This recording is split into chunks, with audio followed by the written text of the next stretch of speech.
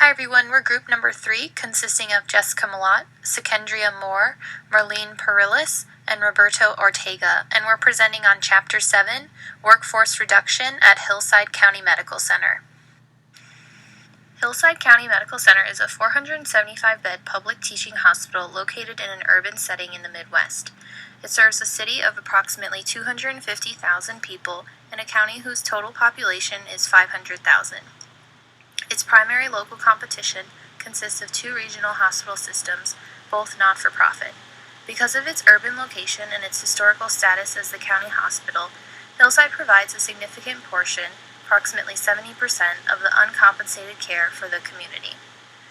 Currently, its business difficulties include decreasing reimbursement, uncompensated care, increasing competition, rising personnel cost, and depressed economy.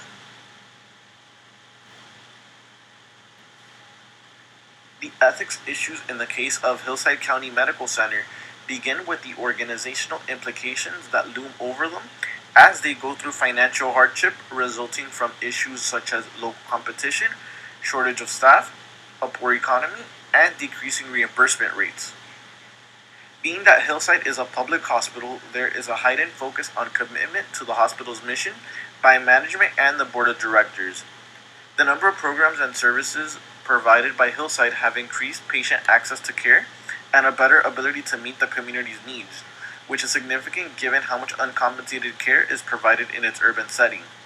Adherence to the mission, values, and ethical standards of the organization can guide them to the right path, but that will require effort from the CEO and other management staff to properly address the organization's financial viability. Those efforts must take into consideration the effect recovering solutions may have on the organization's clinical quality, which cannot be compromised as management looks to live up to their mission and dispel the public's belief that the quality of care has not improved. The issues at hand involve ethics from both business and bioethical viewpoints. In a study conducted by Els and McDonald in 2002, they looked at the difference between business ethics and bioethics and how they relate to organizational ethics. From a business point of view, they believe that there should be a focus on the roles and values of the organization, the financial needs to keep the organization afloat, and an emphasis on corporate and collective responsibility. Bioethics tends to focus on matters between the physician and the patient, but should ideally also look at all health-related matters. Bioethics helps emphasize the importance of the patient served by a healthcare organization and how corporate responsibility affects clinical responsibility to meet the needs of a community.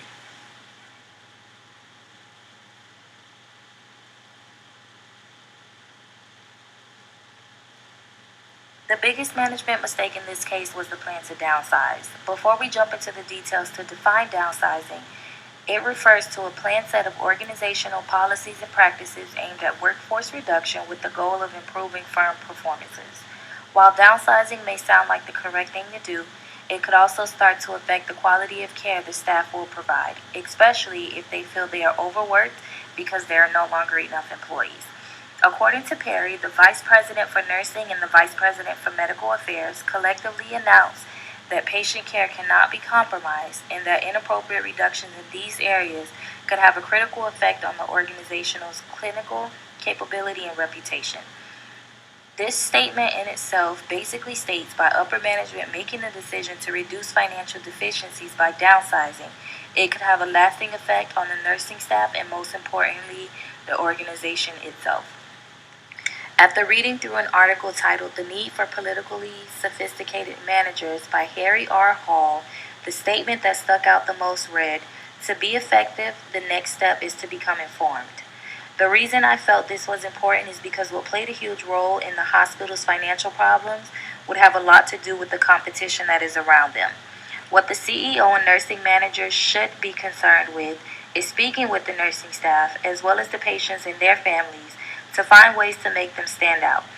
Please take a look at the following video, which to me details out what monthly and or quarterly meetings should reflect.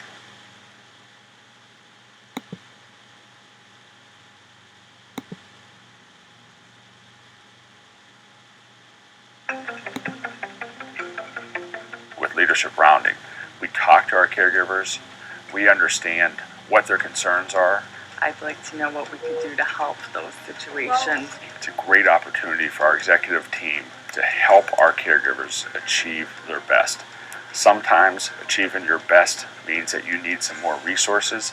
Sometimes you need a roadblock removed. Sometimes you need a problem solved. I just want to hear it, and then we will solve it. We make rounding a big focus here at Lutheran Hospital because every caregiver plays an important role in our mission of delivering the best patient care.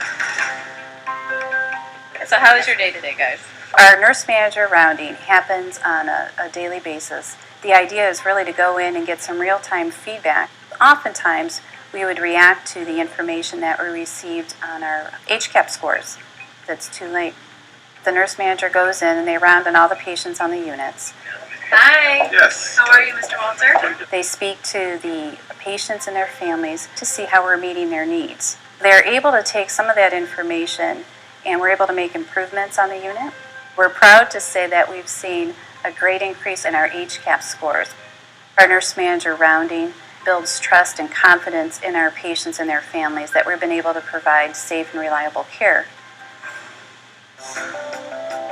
We know that we can only get better by listening to the people who are on the front line doing the work. They have their finger on the pulse. They're the ones with the great ideas. The reason that we come to work every day and we do what we do, particularly rounding on our patients and the staff, is really in our pursuit of putting our patients first.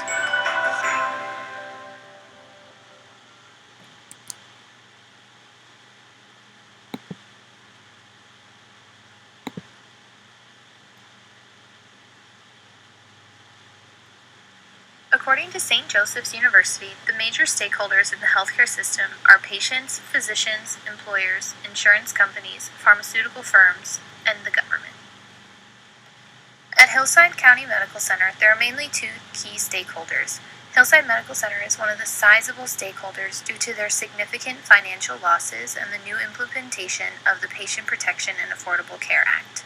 As stated in the journal article, Effects of the Affordable Care Act on Health Care Access and Self-Assessed Health After 3 Years, although the ACA insured millions of Americans, it hindered healthcare facilities with complications in the reimbursement system.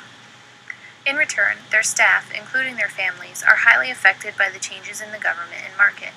The CEO is also a key stakeholder due to his direct involvement with the operations of the facility and is largely responsible for the company's financial well-being. Patients of Hillside Medical Center can also be considered as a stakeholder since they will be affected by the changes from either the new ACA regulations or the changes in the medical center itself. The level and quality of care given to the patients depends on the facility, which will depend on how well Hillside Medical Center can adapt to the new regulations from the ACA.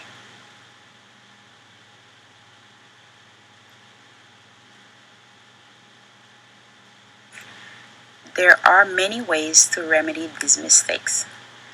The organizational leaders in this case have already taken the first step by coming together to discuss and brainstorming on what to do. As we've seen in this case study, it's clear that Hillside County Medical Center leaders want to do the right thing. But it isn't always clear how to proceed when we are dealing with issues of this magnitude. Discussion and brainstorming between the CEO, CFO, and other management staff will help to make decisions that serve the interests of all parties as well as Hillside County Medical Center's survival. We might attempt to make a decision in this case from a utilitarian perspective in order to serve the interests of all parties as well as Hillside County Medical Center's survival. However, as Schultz and Brender Ian have suggested, a utilitarian approach to decision making in business can be problematic because sometimes you just can't please everyone. The next step is to make a decision while keeping two things in mind: providing good patient care and avoiding harm. Providing patient care while avoiding harm are the cornerstones of ethical practice in health organizations. Now, the question we must ask is, how can Hillside County Medical Center provide good patient care and avoiding harm while addressing this financial deficiency?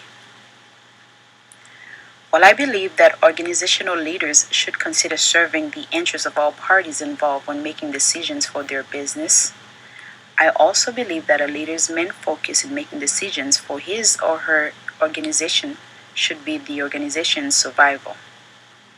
With that said, whatever decision it comes down to, whether it be workforce reduction or some other resolution, the focus should be Hillside County Medical Center survival.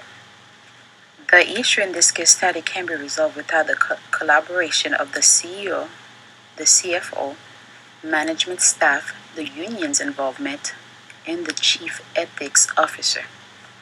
As seen in this case study, the CFO made some valid points about staffing being the highest portion of an organization's expense. However, contrary to what the CFO believed, workforce reduction is not always the safest and best known method to reduce financial deficiencies, especially in healthcare organizations. I like how well 2003 put it. According to workforce reduction, re-engineering, and resizing are used extensively in the United States to reduce costs and to evaluate the effectiveness and efficiency of various functions and processes. But many studies in the healthcare field have reported that these managerial strategies usually negatively impact access to services, quality of care, and the ability to reduce cost. In the case study, while the CEO, the CFO, and management staff were all part of the discussion on how to address the financial deficiency that Hillside County Medical Center is facing, the union and the chief ethics officer were not part of the discussion. The last step that can be taken within this organization to remedy this issue is to involve the union and the chief ethics officer in the discussion on how to address the financial deficiency that Hillside County Medical Center is facing. According to Snellman, most organizations have a chief ethics officer within the organization to ensure that ethical procedures are installed and two, consistently adhered to throughout the organization. While the organizational leaders in this case have already taken the first step by coming together to discuss and brainstorming on what to do, sometimes it's not just a discussion, but rather it's who involved in the discussion. There is a need for collaboration of not just the CEO, the CFO, and management staff, but the union and the chief ethics officer must be involved also in order to effectively address this ongoing issue while ensuring that Hillside County Medical Center remains sustainable and continue to flourish into the future. Thank you. We hope that you enjoyed learning about workforce reduction and our presentation. Thank you.